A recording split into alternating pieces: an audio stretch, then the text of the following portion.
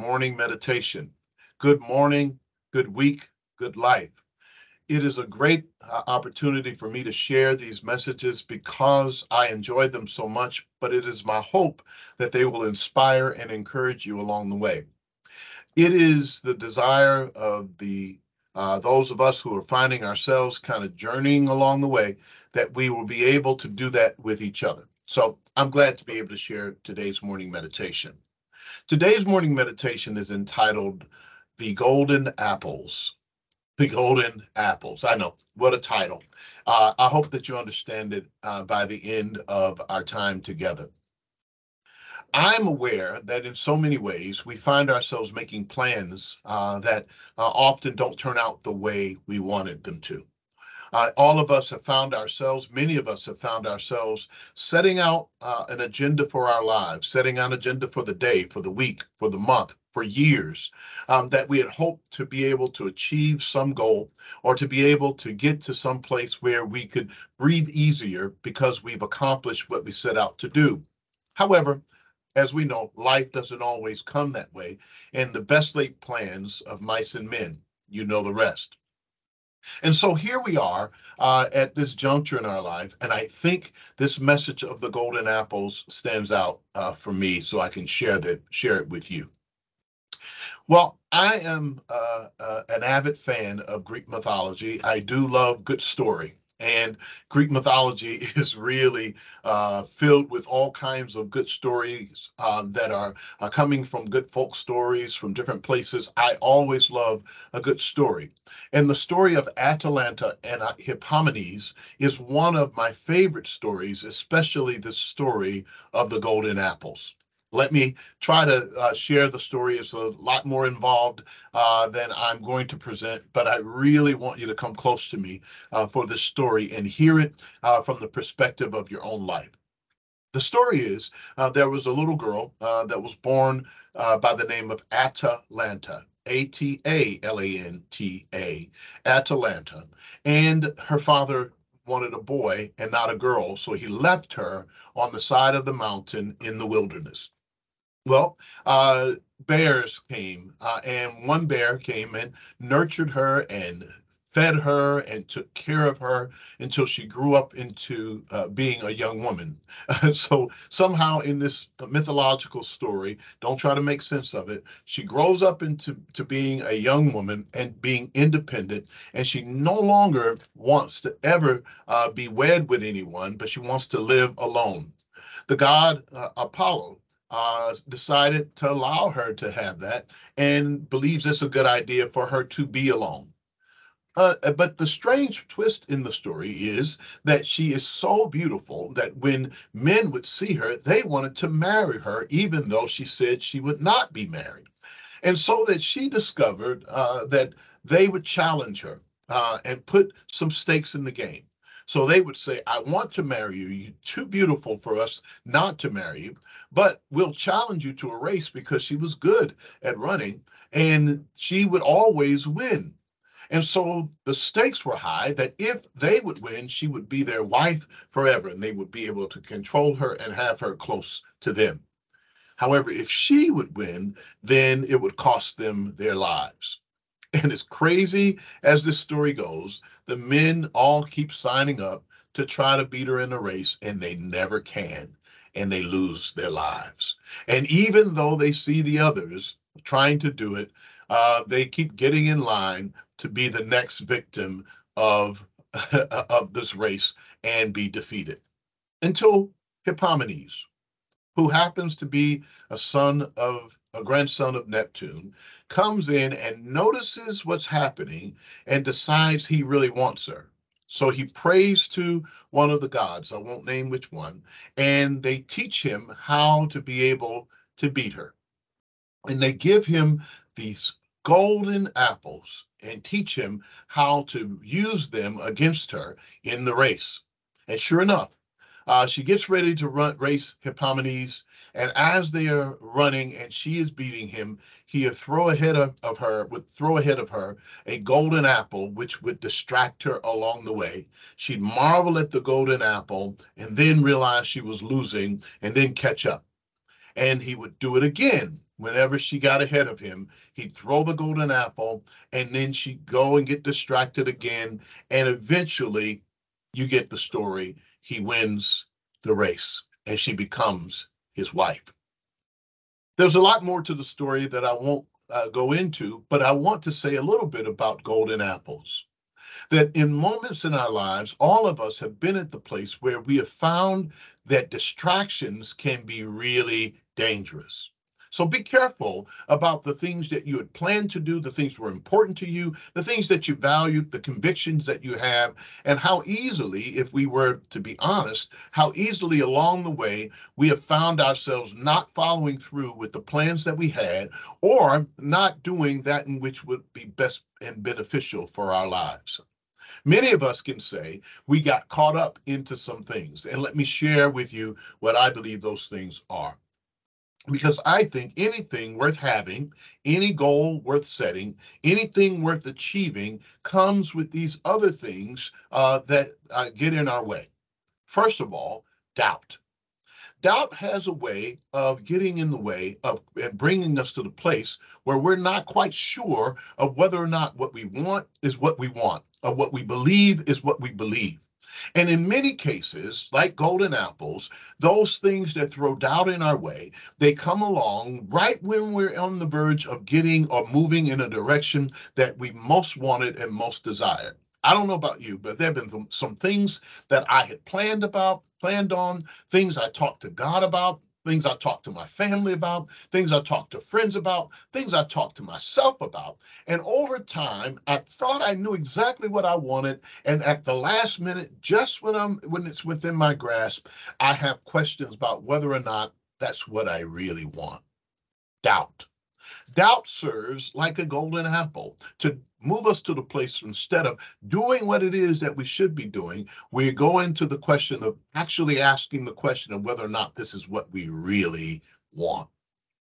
It's important to recognize that golden apples come. Sometimes they have good uses, sometimes not so good. The story of Atalanta and Hippomenes is one in which she loses the race, but she also gains a husband.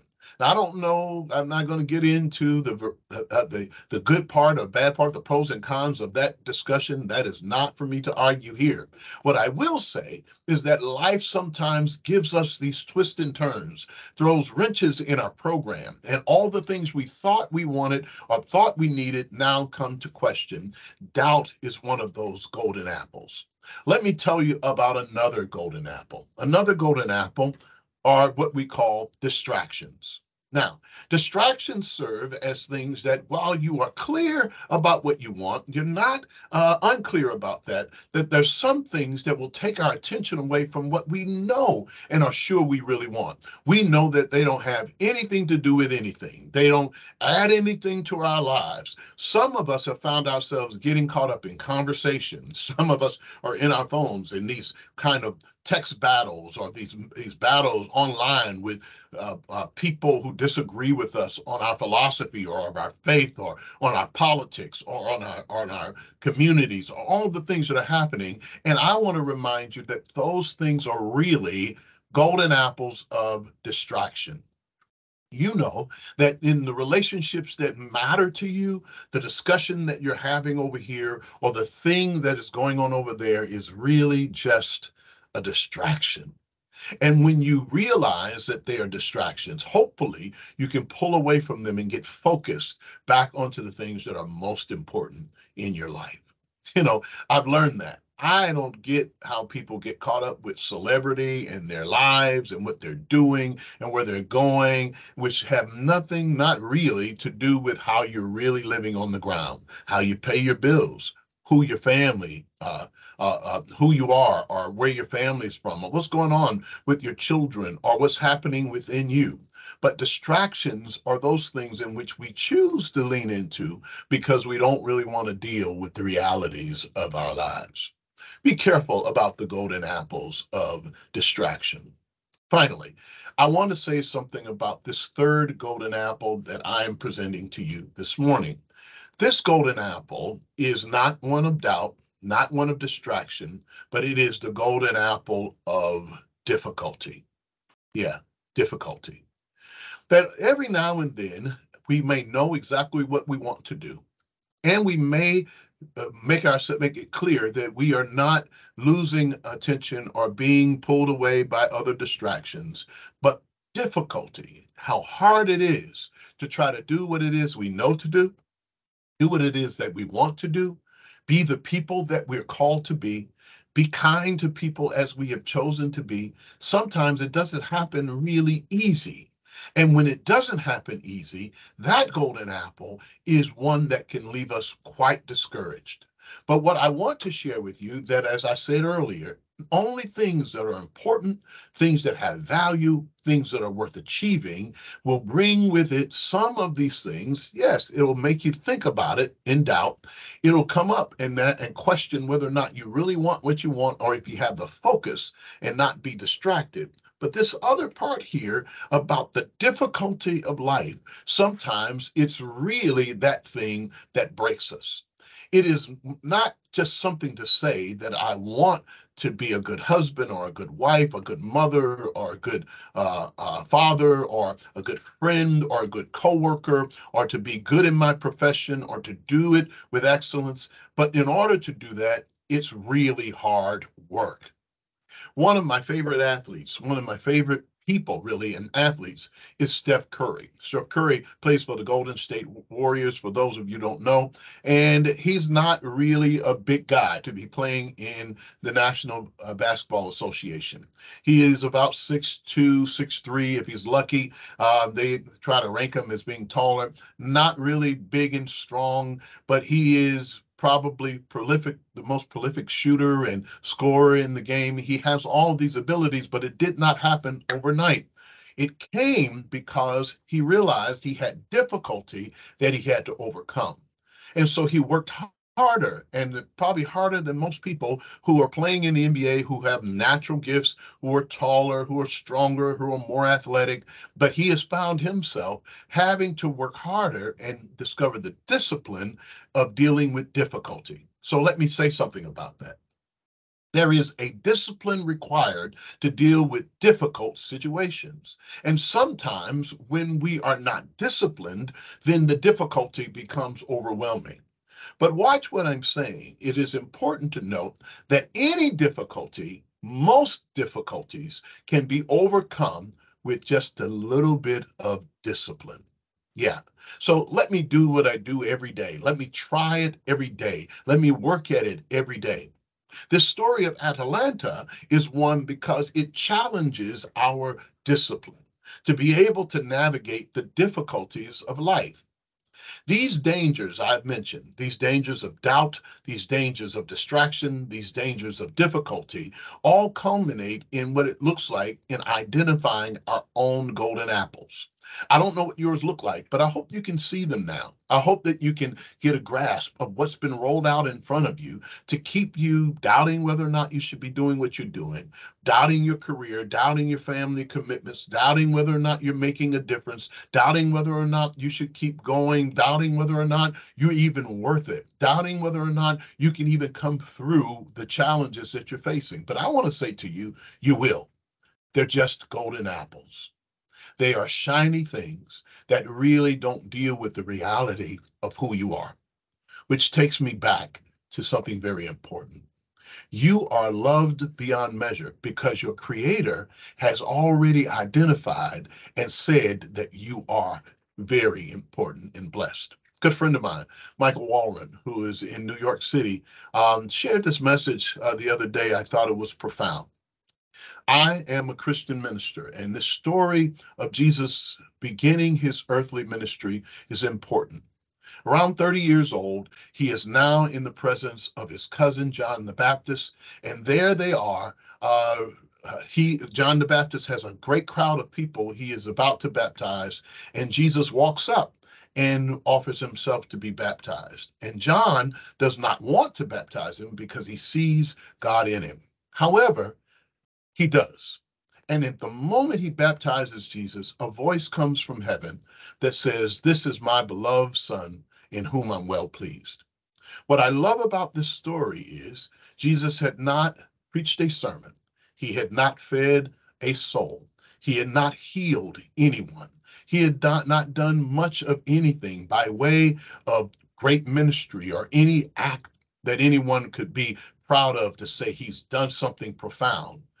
God chooses to say he's pleased with him long before he does anything to qualify God being pleased with him.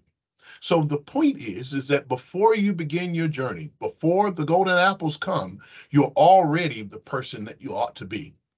You're already perfectly made. You're already loved by your creator. You're already a person of importance. You're already whatever it is that you should be. Before anyone affirms who you are, your creator has already said so by the virtue of the fact that you are here. And if you can get a grasp of that, then the golden apples don't have that much of an effect on you. When you know who you are because you've been created good, no matter what color or race or gender or what background, wealthy or not, what politics that you share, what other people think about you, you have value. You are important. You are magnificent.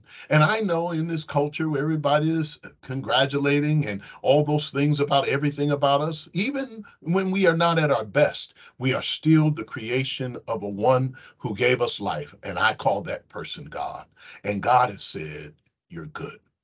So that when you move through life, the golden apples of distraction and doubt and difficulty don't have to constrain you and keep you or break you and make you not be the best you. So the encouragement is, as you move through the week, as you move through the day, as you move through the morning, as you move through the month, as you move through your life, recognize that the golden apples are great to see, but you are the prize. Well, that's our morning meditation. I want to encourage you because I want you to know that you're loved, you're appreciated, and you're irreplaceable. I hope these messages keep doing what I hope they will do, that they will bless you not only today, not just this morning, but this week and this month, but for the rest of your life. Watch out for the golden apples. They're there, and they will keep on coming for anything that's worth having. However, it's how we navigate dealing with them that will make all the difference in our lives. Thanks again. Thank you for your time. Have a great day. Have a great week. Have a great life. Bye-bye.